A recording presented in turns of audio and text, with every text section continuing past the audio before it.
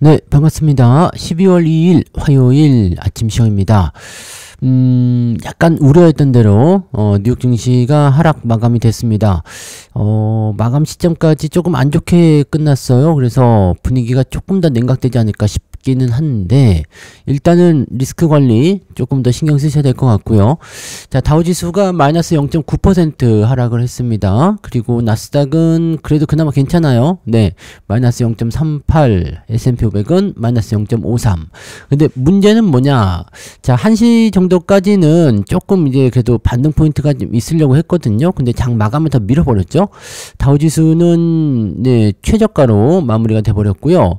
나스닥 같은 경우도 하락 출발 이후에 반등이 나오다가 다시 밀리는 형태로 마무리가 됐습니다. S&P 500 역시 마찬가지죠. 자, 이 부분들이 조금 애매한 상황이 돼버렸는데, 자, 내용들을 보시면은 일본 중앙은행이 이제 12월에 금리 인상을 하겠다라고 얘기를 합니다. 이 부분 조금 애매한 요소가 나올 수가 있는 상황이 좀 된 거고요. 자, 이렇게 되면서 비트코인 비롯해서 그냥 코인 시장이라고 봐야 되겠죠. 이제 코인 시장 자체가 네, 휘청거리는 형태가 나타나게 됩니다. 자, 그리고 네, 위험 자산에 대한 어떤 회피 현상 이런 게 일어나게 되면서 일단 증시가 조금 부담스러운 모습을 좀 보였다, 이렇게 나오시면 될 것 같아 보입니다. 자, 이렇게 돼버리기 때문에 조금은 애매모호한 그런 느낌이 좀 나타나게 되는 요소가 나타나게 되는 거고요. 글쎄요, 지금 상태로 보게 되면은 약간의 변동성이 좀 나타날 것 같은데, 이 부분들 좀 자세하게 좀 알아보도록 하자고요. 자, 뉴스를 좀 살펴보시면, 일본 금리 인상 예고의 일제히 하락. 요즘에 일본이 여기저기 쑤시고 다니는 것 같은 그런 느낌적인 느낌이 좀 든단 말이죠. 좀 그러네. 좀 살펴볼게요. 미국 국채, 증시, 비트코인까지 동반 하락이 되었다.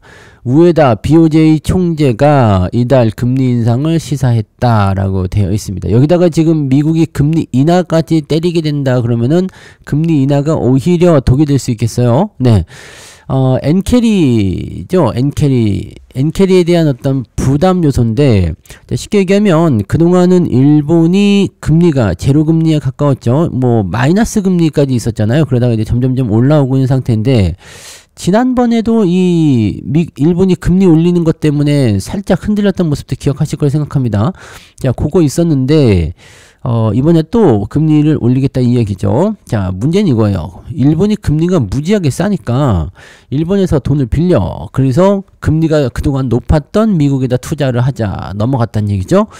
자, 근데 미국은 금리를 낮추고 일본은 금리를 올린다. 자, 그러면 일본에서 돈을 빌린 사람들 입장에서는, 야, 이자를 더 많이 내야 되네? 이자 비용이 부담스럽네? 안 되겠는데? 네, 라고 얘기가 나오는 거고, 자, 이제 미국에서 이자 많이 안 준댄다. 자, 넘어가자. 다시 돌아오는 거죠. 그러니까 쉽게 얘기하면은 일본에서 돈을 빌려가지고 네, 미국에다 돈을 풀어줬는데 그쪽이 수익이 잘 안 나고 이쪽에선 비용 증가가 나오니까, 야, 안 되겠다, 다시 돌아오자. 그 유동성을 가지고 다시 돌아온다. 자, 그러면 어떻게 되죠? 돈이 네, 미국에서 일본으로 들어간다, 이렇게 생각이 되는 거죠. 뭐 일본의 증시가 올라가느냐 마느냐 이런 것들은 나중에 생각할 이야기지만, 가장 타격을 받는 것은 미국의 풀린 유동성이 돌아온다라는 거죠. 네, 돌아온다. 그래서 뭐 채권부터 시작해가지고 미국에 들어가 있던 돈들이 말라가기 시작한다. 유동성이 마른다, 이 얘기죠. 자, 그러면 돈이 마르면 가장 타격받는 애들, 네, 가상화폐죠. 네. 투기성 자산이잖아요. 돈이 없는데 뭘로 투자를 할 거예요. 그러니까 이 코인 시장 일단 기본적으로 타격을 받는다. 그래서 좀 많이 빠졌네요. 네, 지금 이더리움 7.8% 빠졌다 그러고요. 네, 비트코인이 지금 84,000달러 깨졌다는 얘기가 있던데, 네, 83,000까지 밀렸다고 하네요. 장중에. 지금은 좀 올랐다고 하는 것 같은데 86,000달러. 장난 아닌데, 그죠? 자, 이런 형태가 일단 진행이 되고 있어서, 또 강제 청산에 대한 얘기 있죠. 대규모 청산에 대한 부분들. 자, 그런 것들이 계속적으로 이제 코인 시장을 억누르고 있는 상태라고 보시면 되겠고, 금리 인상, 이 엔캐리에 대한 우려감 요소가 이렇게 다양하게 많은 것을 만들어내고 있습니다. 이렇게 돼버리게 되면은, 네, 엔화 가치가 올라가게 되는 상황이 벌어지게 되죠.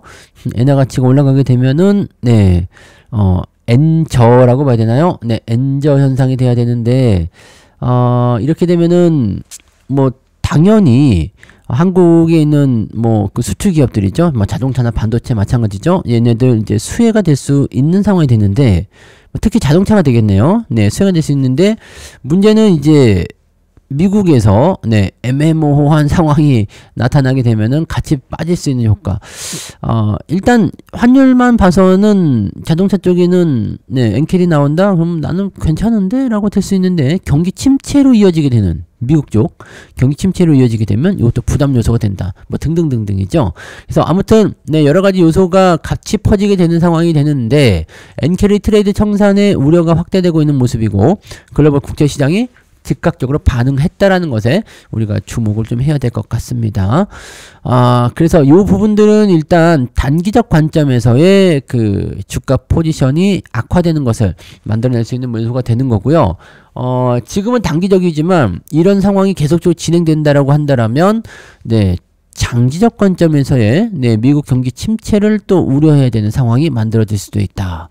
왜냐면 미국은 금리 인하를 계속해서 하려고 하고 있기 때문이죠. 그러면 일본은 금리를 올리고 미국은 금리를 낮추게 되면 네, 쉽지 않죠. 쉽지 않습니다. 그래서 이런 상황이 벌어지게 됐을 경우에는 지금 주가가 제법 많이 올라가 있는 상황이다라고 되어 있기 때문에 미국 증시가 크게 한번 흔들릴 가능성이 생긴다라는 부분도 생각을 해볼 수가 있을 것 같습니다.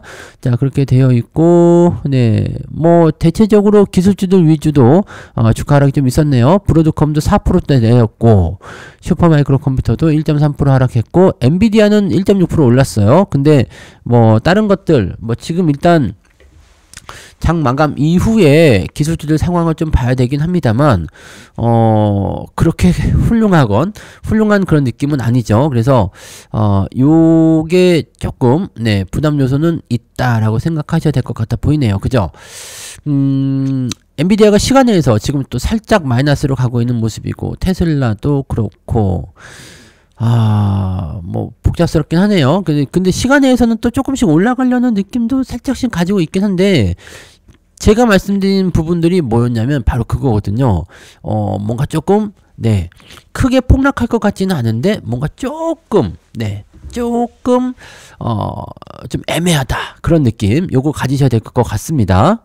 그래서 말씀드리고 싶은 것은 그냥 뭐 어제도 말씀드렸던 내용이에요. 네. 뭐 크게 폭락하는 것에 대한 걱정은 아니지만 약간의 뭐라 그럴까요? 이제 이런 리스크 관리, 그러니까 막 주식을 막 사들인다거나 막 그런 식으로 그냥 막 진행하기는 조금 애매하다라는 느낌인 거죠. 그러니까 조금 지켜보면서 천천히 가시면 어떨까? 네. 돈을 들고 있으면 사실 뭐 주가가 조정을 받는다고 해서 크게 문제되지 않잖아요. 또 주가가 올라간다면 그때 돈 가지고 매수해도 되는 거니까 조금 방향성을 확인하고 들어가시는 게 어떻겠는가? 라고 다시 한번 말씀을 좀 드려봅니다. 자, 뉴스 여러 가지가 좀 재미있는 것들이 많이 나오긴 했어요. 근데 세금 관련한 얘기들이 많이 있거든요. 세금 관련한 얘기들. 지금 뉴욕 증시 같은 경우는 이제 코인 시장과 엔캐리 공포 이 두 가지를 가지고 얘기가 나온 거고, 자, 국내 시장에서 이제 세금과 관련된 얘기가 나오는데 한 두어 가지가 있는 모습이긴 합니다. 네, 증권거래세를 이제 인상한다라고 얘기가 나왔습니다. 아니, 증권거래세 없앤다면서 왜 올려요? 자, 이건 이제 금투세, 네, 금투세를 도입한다는 거였잖아요. 금융투자소득세를 도입하는 것 때문에 거래세를 없애겠다라고 했는데 금투세가 지금 무산이 됐죠? 없어졌죠? 네, 없어졌기 때문에 이 증권거래세를 다시 네, 만들겠다라고 되어 있는 거죠. 지금은 0%였어요. 증권거래세가. 근데 지금은 0.05%로 조정이 되게 됩니다. 네. 그래서 이제 금투세 도입이 이제 무산이 됐다. 요게 나오죠. 네. 그래서 무산이 됐기 때문에 일단은 금투세가 도입이 안 되고 없어지는 거기 때문에 증권거래세가 환원이 된다. 그러니까 세금은 네. 이중으로 안 하고 하나만 하겠다라는 얘기기는 한데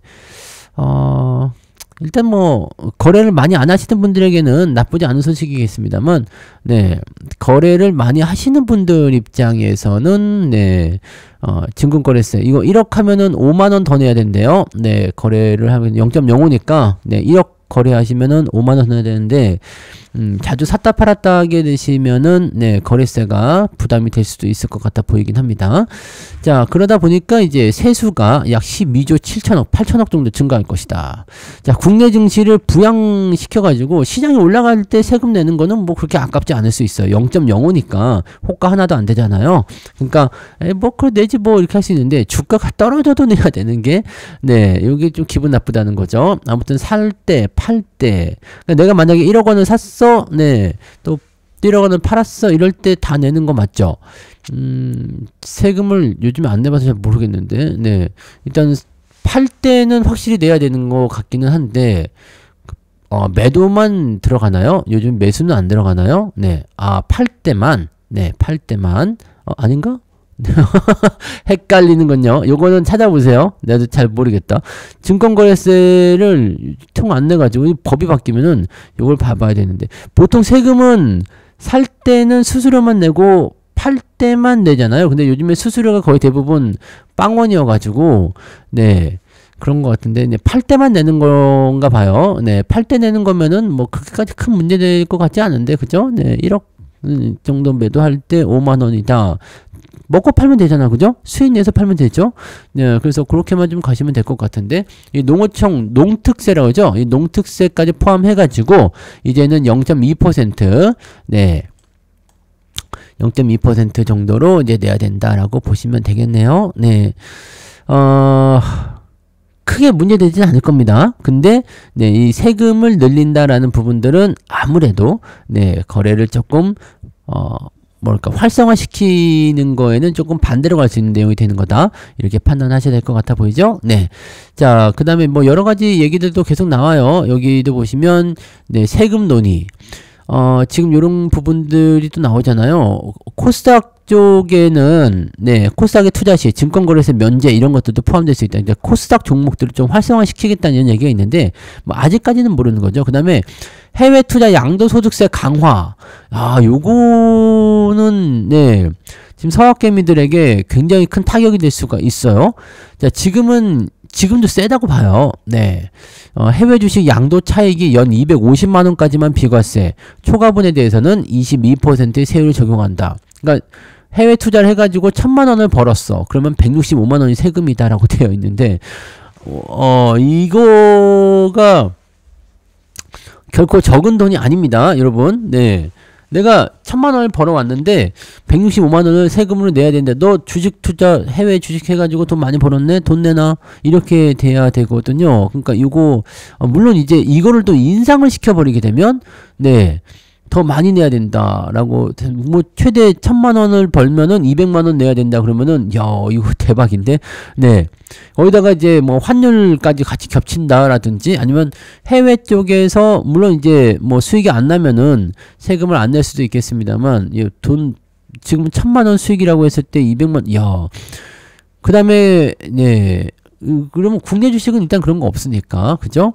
그 다음에 뭐 금투세 도입을 다시 논의한다? 자, 이거는 안 되겠죠. 금투세 논의는 다시 없어질 겁니다. 왜냐면, 네, 증권거래세를 인상한대잖아요. 네, 그래서 내년 1월부터, 네, 증권거래세 인상을 한다고 하니까, 네, 뭐 금투세는 이제 없어지는 것이다라고 보시면 되겠고, 양도소득세도 뭐 어쩌고저쩌고 하고 있는데, 양도소득세는 뭐 당장은 나올 것 같진 않고요.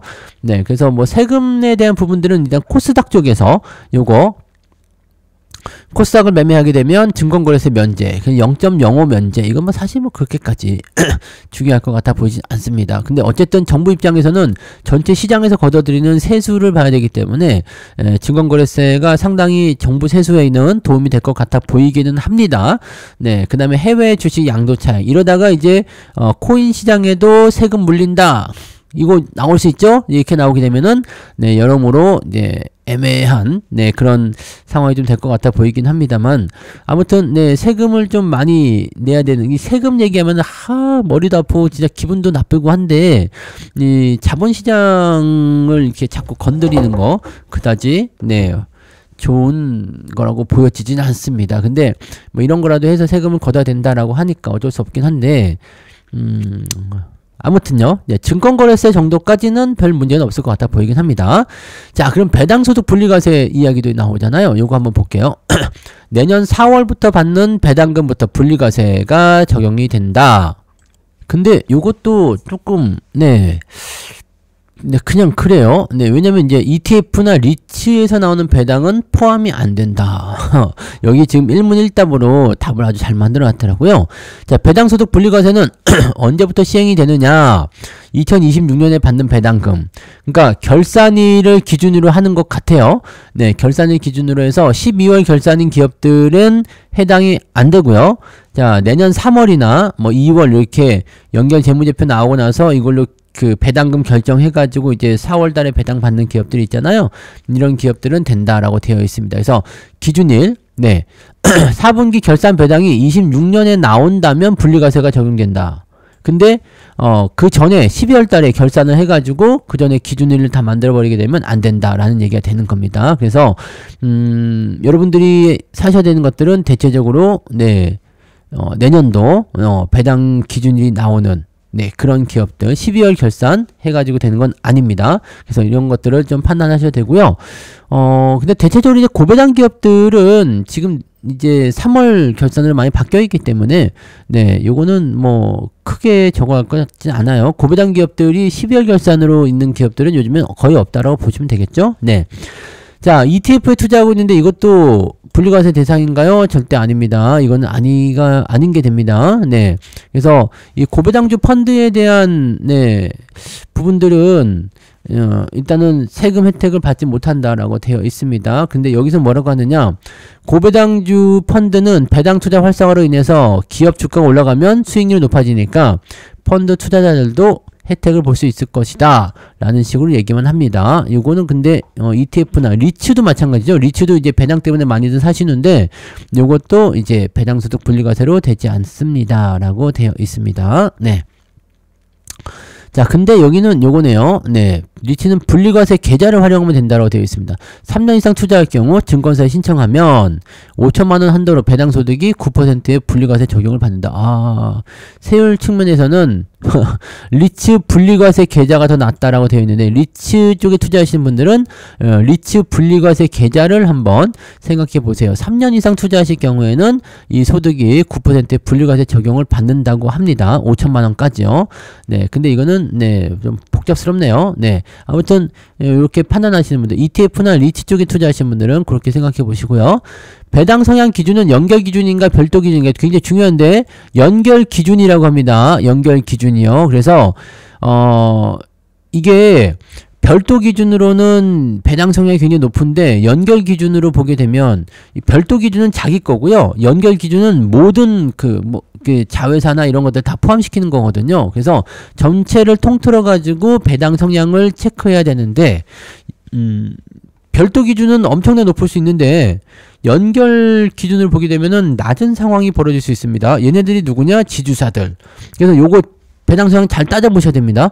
지금까지는 별도 기준인 줄 알았는데 이제는 연결 재무제표라고 확실하게 못을 박아놨기 때문에 실제로 배당 성향이 지금 25% 이상 되는 것들이 분리과세에 적용된다고 그러죠. 그러니까 배당 성향이 네, 높은지 낮은지 따져보셔야 됩니다. 그래서 연결 기준이라는 걸 절대 기억하셔야 된다는 거 잊지 마시고요. 네. 올해 안에 꼭 주식을 사야 되느냐? 그렇지 않습니다. 기준일에 따라서 가는 겁니다. 기준일 전에 진행하시면 되는데 중요한 건 올해 기준일이 있으면 안 되고 내년에 기준일이 있어야 돼요. 네, 내년에 기준일이 있어야 됩니다. 그래서 여기 써있네요. 배당 기준일이 올해 말이 아니라면 내년에 사도 된다. 즉 3월 기준일, 뭐 2월 기준일 이렇게 나오면은 내년에 사는 것이 좋다라고 되어 있고요. 배당액, 배당 성향을 확인하고 사기 위해서는 네, 배당 기준일을 2월 이후로 정한 기업으로 매수하시는 것이 당연히 안전하다라고 되어 있는 것 같습니다. 물론 이제 배당 수요가 몰려서 주가가 오르기 전에 선점하고 싶다면 올해 안에 주식을 매수해도 상관은 없다. 자, 이것이 바로 네, 배당 네, 그 고배당 종목들 노리는 방법들이죠. 이 분리과세에 대한 부분들은 어떻게 적용이 되더라도 배당 종목들 공략하는 전략에서는 변함이 없을 거다라고 생각하시면 되기 때문에 네, 이렇게 생각하시면 되는 거고 그래서 깨알 또 홍보를 해야 되나요? 자, 12월 9일 특강에서 이 배당 소득 어떻게 공략하는 게 좋은지 고배당주 공략법에 대해서 알려드리니까 이번에 뭐 이런 분리과세나 이런 것들 적용해서까지 전부 다 포괄적으로 설명을 드릴 거니까 참고해 주시면 되겠고요. 네, 그래서 아무튼 이렇습니다. 그래서 시장이 약간 조금 불안정한 요소가 좀 있는 것 같아 보이죠. 그렇다고 주가가 많이 밀릴 것 같아 보이지는 않고 근데 또 올라갈 만한 애매한 그런 어떤 느낌도 별로 없고 그냥 시장이 좀 애매한 겁니다. 이게 뭐 그냥 네, 좋은 것 같지는 않은데 그렇다고 또 왕창 나쁠 것 같지는 않아서 뭐 팔기도 애매한 뭐 그런 느낌이라고 봐야 되나요? 그러니까 시장 상황 좀 보면서 투자를 이어가야 될 것 같기 때문에 조금 신중하게 투자하시고 조금 천천히 상황 지켜보고 투자하실 것을 권장해 드리겠습니다. 자, 일단 오늘은 조금 천천히 또 시작해 나가시면 될 것 같아 보이고요. 아침에 살짝 흔들리는 모습 좀 있을 수 있는 것 같은데 이 부분이 연속성을 띄는지 안 띄는지 꼭 수급이라든지 이런 거 체크하시면서 진행해 보시면 좋을 것 같습니다. 자, 그래서 오늘 여기까지 이야기 드리고요. 오늘도 파이팅 하시고 네, 저는 장중시장 때 다시 오겠습니다. 고맙습니다.